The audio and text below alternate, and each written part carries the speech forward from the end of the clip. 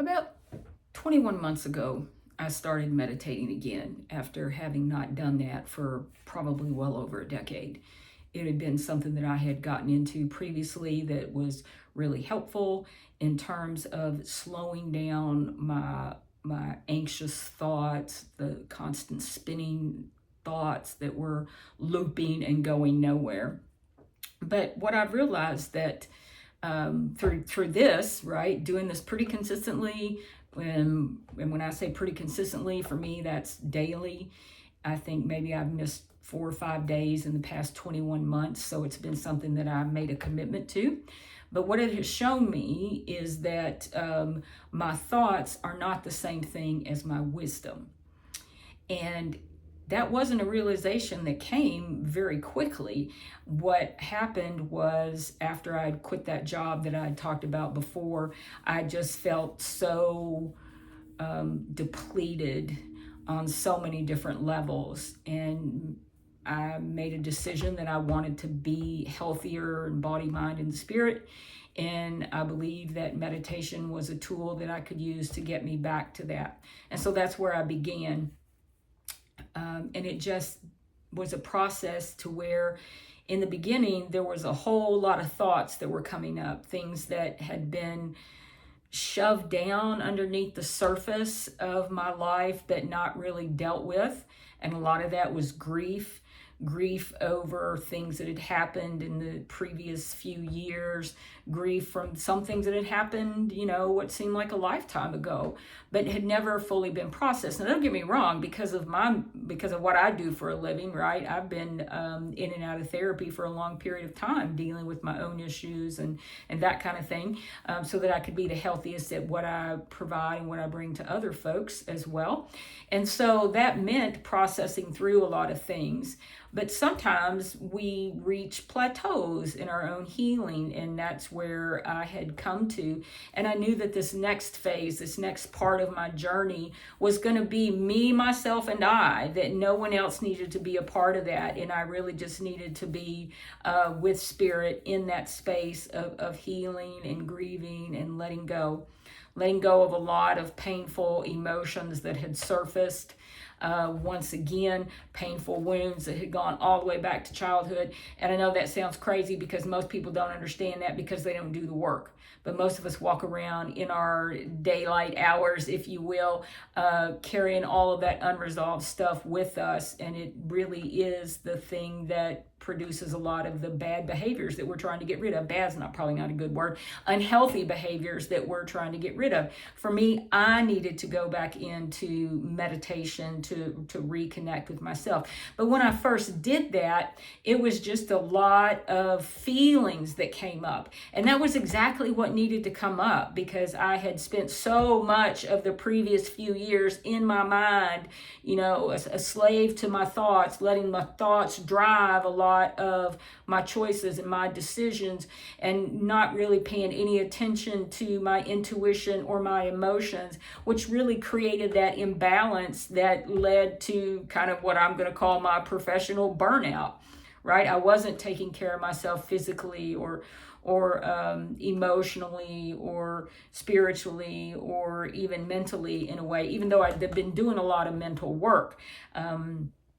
There's a difference between experiencing something on an intellectual level and experiencing it on an emotional level. And I'd gotten really good about intellectualizing. I'm really good about knowing things in my head, but really kind of disconnecting with this piece in my heart, right? That was a skill that served me well for many decades until it didn't. And so meditation was a way for me to get back to myself. I had to write down some notes because this was kind of heavy for me to write down. But that was one tool that I used to kind of reconnect back with myself. And I'd mentioned this before. The physical activity was another thing that I really had to do. And they kind of all complemented one another actually, because moving my body allowed those emotions that had been repressed to start to move through my system as well, so that they weren't all bottled up in my stomach, in my head, in my neck, neck and my shoulders, right? That energy in motion or emotion had to move on through. And so moving my body became a way to do that. And so that's when I got back into something that I'd loved since I was a kid, and that's going hiking, going out in the woods and being with nature and feeling centered. And I call that my sanctuary. That's where I go to feel peace. That's where I go to feel centered. That's where I go to put my feet on the earth and ground myself, literally and figuratively. So that became another tool that I used along with meditation and journaling, to go within to do all that kind of work. And I realize a lot of people don't do that. I do realize that. I am one who does. So if that's something that you're interested in doing, I can only share my experience, strength, and hope with you. And maybe it will help you too. Everybody has their own path to their own wherever they're going on their journey, right? And I'm just simply sharing what my path and my journey was like. So as I did that, a lot of thoughts and emotions began to surface, and I began to work through all of that kind of stuff. And that was very helpful. The way that I did that was very helpful. And the way that things were brought to my attention was very helpful. But then after probably about a year, 15 months, that way of doing meditation wasn't working for me anymore, because I no longer felt connected to my inner self. I had realized that I had allowed my mind to hijack that process once again, right? And I think that, as someone who works with folks and encourages folks to do this, I hear frequently, oh, I could never meditate. I can't get my mind to stop.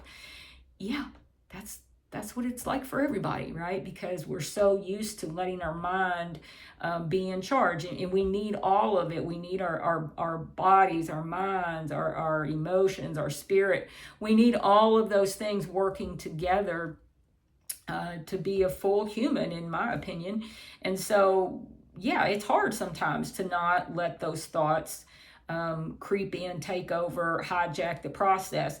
And so how I began to notice that is I would come up out of these meditation sessions and I would feel very frustrated and like I wasn't feeling better in how I had been feeling before. And it wasn't that I was necessarily doing anything wrong. I think that I was just coming to a new level of the process for me. And so I went back to the basics of how I had been taught in the beginning, which was to focus on the breath. And so that's what I began to do. I began to focus on the breath and re-anchor myself in my body once again. And when the thoughts would come in, I would gently acknowledge and release. And sometimes in my mind, I would visualize it as a merry-go-round, and I would just see them and not attach myself to them. And when I began to do that, I began to be able to connect on a higher level with my own intuition, that still small voice within that I consider the God within, or spirit, whatever you want to call it. That's what worked for me, to where I could reconnect with that voice. And it's not a voice like a hallucinatory voice, but it's just a stillness. It's not loud, it's not urgent, it's not fear-based. It's just still and real and deep. I don't know how else to explain it. That's what my experience has been. And it's all through the breath that I've been able to do that, to refocus. And some days I'm refocusing over and over and over again, right?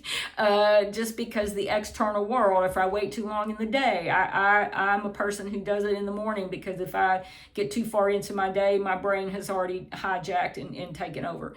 So I've had to, set up a practice, and that's why it's called, just like it's a yoga practice, it's a meditation practice that I've had to be faithful to.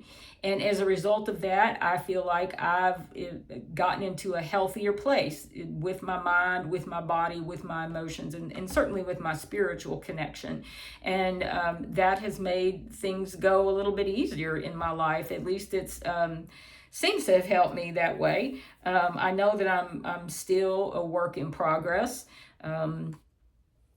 And I think that's how the tools work, right? Whatever tools we're using to try to help ourselves, it's always a work in progress. We continue, we reach a plateau, and then maybe we got to dig a little bit deeper or take our training, if you will, to the next level. And that's how I apply it to myself.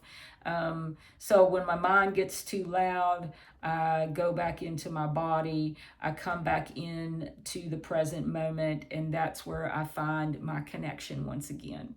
Hope this was helpful. Let me know in the comments below what works for you. What do you do to connect with your own intuition, with your higher self? I'm really interested in knowing, because I wonder how other people do it. That's just what I do. And so let me know what works for you. And thanks for being here, and I'll see you again.